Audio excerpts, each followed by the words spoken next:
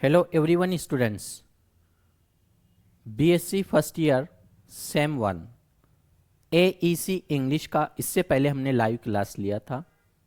उसका second part class 2 में हम यूनिट 1 और यूनिट 2 का जो सिलेबस देखा था, जो क्यूरी है कुछ स्टूडेंट्स की, उसके बारे में डिस्कस करते हैं। तो इससे पहले हमने एक टॉपिक हो चुका था एग्जाम्पल ऑफ इनफॉर्मल इंट्रोडक्शन।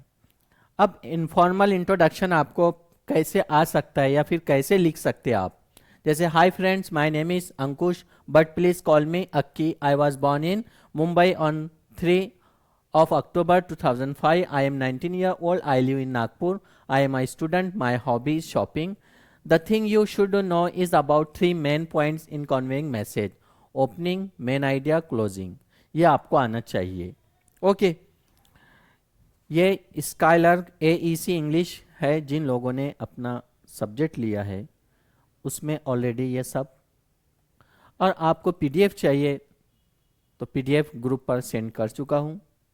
अगर आपको नोट्स चाहिए तो मार्केट से डायरेक्ट आपको 40 रुपीज़ में नोट्स मिल जाती है। Then main idea opening. Opening में क्या चाहिए? Is the first step in which you should greet someone. There are 2 kinds of greeting: formal, official, good morning, good afternoon, good evening. Example: good morning mister Charlie, I would like to introduce myself. Informal and official: hi hello. Example: तो hi friends, I will introduce myself. इस प्रकार then main idea में it is the main content that needs to be presented. In this case the introduction. What are the content in introduction? Name, place and date born, age, address, status, hobby, family background. ये आपको informal introduction में देना है। Okay, अब हम direct देखते हैं status, hobby, closing. Informal expression. Informal expression में let me introduce my friend, her name is Elsa, Anna, this is Elsa my friend, here have you meet my friend, okay, and this is a friend of mine Risha, Priya, this is Abhay my friend, and may I introduce our new member mister Ram, please allow me to introduce our new district manager. Okay, ये informal expression है। अब हम देख रहे हैं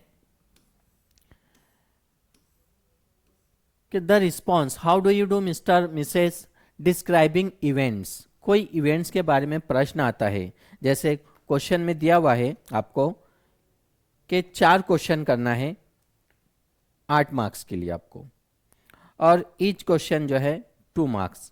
हर question को आपको 2 number का लिखना है, लेकिन जो एनी 2 है, एक 4 मार्क्स का, एक 3 मार्क्स का है, 3 में से 2 करना है। एक इसके ऊपर आपको 4 नंबर मिलेंगे और एक इसके ऊपर आपको 3 नंबर मिलेंगे। ओके, तो जो बिग क्वेश्चन होगा इस प्रकार आपको डिस्क्राइब इवेंट्स लिखना होगा। Describe an event, step 1 introduce the event. किसी भी इवेंट्स को आपको इंट्रोड्यूस करना है। अब कोई भी इवेंट्स होता है, एनुअल फंक्शन है, 15 अगस्त है, एंड देन 26 जनवरी है, ब्लड डोनेशन कैंप हो सकता है, एनुअल गैदरिंग हो सकती है, कोई भी टॉपिक हो सकता है।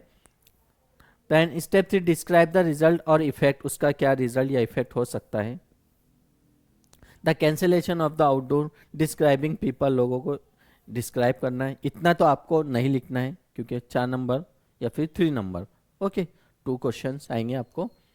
हम अब देखते हैं कुछ adjective related appearance positive: gorgeous, beautiful, pretty, handsome, attractive, nice, stunning, good looking, cute. इस प्रकार के कुछ वर्ड्स आपको याद रखना चाहिए। ये वर्ड्स आप फिल इन द ब्लैंक्स वगैरह में ऐड कर सकते हैं। Explain person, character, adjective, character. अब हम कुछ वर्ड्स देखते हैं। ये इतना आपको कुछ काम करना ही है। यूनिट 1 का आपको कुछ पढ़ना है और यूनिट 2 में ज़्यादा टेंशन लेने की कोई ज़रूरत नहीं है। 15 नंबर का आपका पेपर है। पहले 8 क्वेश्चन में से 4 करना है, बाद में 3 में से 2 करना है। 7 नंबर और 8 नंबर, ऐसे टोटल आपको 15 मार्क्स मिल जाएंगे। ये स्टेप वगैरह आपको, तो हम यहाँ पर देखते हैं सॉरी, आस्किंग फॉर परमिशन। अब सीकिंग एंड गिविंग परमिशन के लिए कौन से मॉडल ऑक्सिलरी का इस्तेमाल होता है। मॉडल ऑक्सिलरी मतलब हेल्पिंग वर्ब। तो चलिए देखते हैं। Using can, asking for permission with the modal verb can. अब जाहिर सी बात है कैन के जो है प्रेजेंट फॉर्म में होता है। Can is possible but it is not regarded as polite and is more direct particular when speaking to someone in a position of authority. Can I borrow your coat, सर्दी का समय है ना। Can I borrow your coat, can I open your bedroom's window. Permission क्या दिया हुआ है, asking for permission के लिए आप कैन का इस्तेमाल कर सकते हैं। यूजिंग में present when requesting permission to do something, the word may is a very formal and courteous way to do it. Therefore, this is an appropriate method to request permission from the person in charge of you, like your teacher or boss. May I go out of the class? May we go downstairs? अब यहाँ पर हमने क्या किया है, using मे का requesting permission, हमने can का डायरेक्ट परमिशन लिया, यहाँ पर रिक्वेस्ट के लिए मे का यूज किया। देन कैन का पास्ट कुड होता है, using could. As you may already be aware the modal verb could is the past tense of the modal verb can. Nevertheless the present tense is employed when request in permission. Additionally, it is a courteous method of requesting permission. Could I drive your car to the ceremony? Could I wear a little bit of your perfume? Okay, तो यहाँ पर हम could का इस्तेमाल कहाँ करते हैं, already you may already be aware the modal verb. Understand? Using please, अब हम please का भी politely, please give me some water. Please use the phrase please at the end of the question to be more courteous. The word please is typically preceded by comma. Look at the example. May I sit down? Please. May I sit down? Please. Can I use your phone? Please. Using can to ask for permission, है ना, जिस तरह हम can permission के लिए इस्तेमाल करते हैं, ऐसे हम please का इस्तेमाल कर सकते हैं। Do you mind if? Okay, this phrase, if क्या है, phrase है, this phrase is used to request permission or to be more precise to inquire as to whether doing something disturb anyone. In this instance you are more resolute, although you are more decisive. This does not imply that you always do it. Do you mind if I close the door? Do you mind if I use your phone? Would I be able to? Would be able to, would be able to, this is phrase, याद रखिए, please, then mind if, be able to. This phrase can also be used to request permission. We are merely requesting permission. When we use this expression, we are not deciding to carry out the specific action. Would be able to use your class today? Would I be able to play in the mud with my friends? Model auxiliary आ भी सकता है, प्रश्न नहीं भी आ सकता है, आपका काम है रीड करना, ज़्यादा टेंशन लेने वाली कोई बात नहीं है। 15 नंबर है, 15 में से आपको आसानी से 10 मार्क्स स्कोर हो जाते हैं, टेंशन न को। Give permission, sure, please do, no problem, feel free. Okay, ये ज़्यादा आपको रिफ्यूज़ल वगैरह कोई टेंशन लेने। अब देखना हमें क्वेश्चन कैसे आते हैं। ओके, जैसे 2 मार्क्स के लिए आपको कितना लिखना है। How do you do define probing question. Probing question already unit 1 में प्रॉबिंग क्वेश्चन की इंफॉर्मेशन दी हुई है।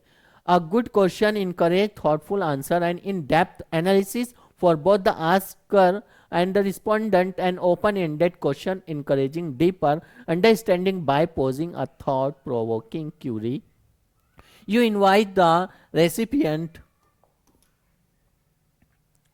to understanding by the posing a thought-provoking query. You invite the recipient to delve into their own thoughts and feeling regarding a particular subject. The solution necessitates both critical and imaginative thinking. Understand? अगर किसी को ये notes PDF में चाहिए 9766539896 message कीजिए, आपको वो notes PDF में। कम समय है, कल परीक्षा है, अब कहाँ से खरीदेंगे, नहीं मिल रहा है, तो हमने उसको स्कैन किया है आपको सेंड कर देंगे, आपका काम हो जाएगा। ओके, फ्री ऑफ कॉस्ट है, नो चार्ज। अगर कहीं मिलती है तो इसका अलग, इस बुक को यू कैन परचेज। अब रात के समय में कहाँ खरीदोगे आप, तो डायरेक्ट आपको पीडीएफ हम सेंड कर देंगे। मैसेज कीजिए 9766539896 पर, वो पीडीएफ मिल जाएंगे आपको। व्हेन कैन, यानी आपको 2 मार्क्स के लिए इतना लिखना है। When can we ask probing questions, what are the modal auxiliary verbs use for requesting and giving permission. देखिए आया है क्वेश्चन है जिसके बारे में पढ़ रहे थे। What are the modal auxiliary, modal auxiliary क्या है, ओके, और verb use for requesting and giving permission. The following 3 terms are commonly used to request permission. To be clear, all 3 of these words are modal verb. May, could and can are the modal verbs. These modal auxiliary verbs are used for seeking and giving permission. इतना दिया हुआ है, बस इतना लिखने का है, 2 marks मिल जाएंगे आपको। What is the definition of probing question, उसकी definition. Answer the following question, ये 2 मार्क्स के लिए इतना लिखने का। अब देखते हैं हम 4 नंबर के लिए, 3 मार्क्स के लिए, 4 मार्क्स के लिए कितना लिखना है, तो वो भी देख लेते हैं। आपको 4 मार्क्स के लिए या 3 मार्क्स के लिए कितना लिखना है। What is the best way to describe an event, किसी इवेंट को आप डिस्क्राइब कर रहे हैं। A description of an event is when we discuss something that occurred, it is a similar to sharing. Okay, इतना यहां तक आपको लिखना पड़ेगा। यस और नो लिखना है, तो 4 मार्क्स के लिए या 3 मार्क्स के लिए इतना लिखना है, क्योंकि यूनिवर्सिटी की जो आंसर शीट आती है ऐसे एकदम इस तरह की नहीं आती है, साइड में इस तरह लीगल साइज के पेज की आती है।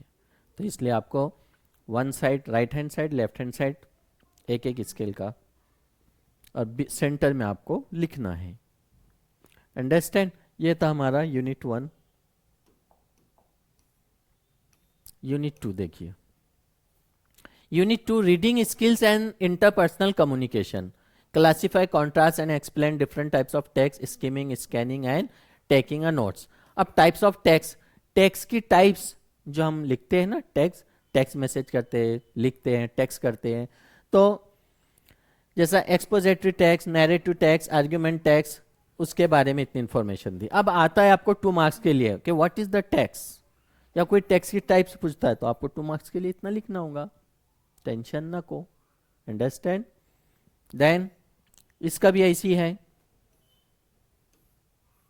ये पूरी इंफॉर्मेशन दी है। अब सेकंड यूनिट में 2 मार्क्स के लिए प्रश्न आ सकता है, what are the barrier to interpersonal communication. 2 marks के लिए आपको लिखना इतना, 2 मार्क्स के लिए। क्वेश्चन खाली छोड़ने का नहीं, स्किप नहीं करने का, बिंदास सब लिखो। और कॉन्फिडेंस, घबराने का नहीं, डरने का नहीं, डोंट फियर। परीक्षा देने जा रहे हैं, बढ़िया खाओ पियो, एंजॉय करके जाओ और लिख कर आओ अच्छा। अब यहाँ पे जो है what are interpersonal barrier to communication, 2 marks के लिए इतना लिखो। अब देखते हैं सेकंड यूनिट में 3 मार्क्स के लिए या 4 मार्क्स के लिए कितना लिख सकते हैं, तो वो भी एक क्वेश्चन देख लेते हैं। ये इतना आपको 4 या 3 मार्क्स के लिए। Discuss 3 communication barrier. अब 3 कम्युनिकेशन बैरियर कौन कौन सी है, तो यहाँ देखिए, number 1 physical barrier, psychological barrier, semantic barriers. ये 3 बैरियर्स को आपको एक्सप्लेन करना है। ये एक्सप्लेन करके आपने लिख दिया, आपको मिल गए 4 या फिर 3 मार्क्स। अंडरस्टैंड। अगर आपको ये नोट्स चाहिए जस्ट अभी 9766539896 इस पर मैसेज कीजिए, आपको पीडीएफ मिल जाएंगी फ्री ऑफ कॉस्ट। कल एग्ज़ाम है। तो माय डियर स्टूडेंट्स, ये थी आज की हमारी क्लास। सबसे पहले आपको क्या किया हुआ है, 2 यूनिट दिए हुए हैं। 15 नंबर का आपका एईसी इंग्लिश का पेपर है। Listening and speaking skill 1 unit है, और दूसरा है reading skills and interpersonal communication, 2 unit है। 15 नंबर दिए हुए आपको, 1 घंटे का समय है। फिर मिलते हैं हम नेक्स्ट क्लास में। कोई और इंग्लिश लैंग्वेज, कोई और पेपर हो तो आप कमेंट्स करके बताइए, हम आपके लिए वीडियो बनाएंगे। Best of luck.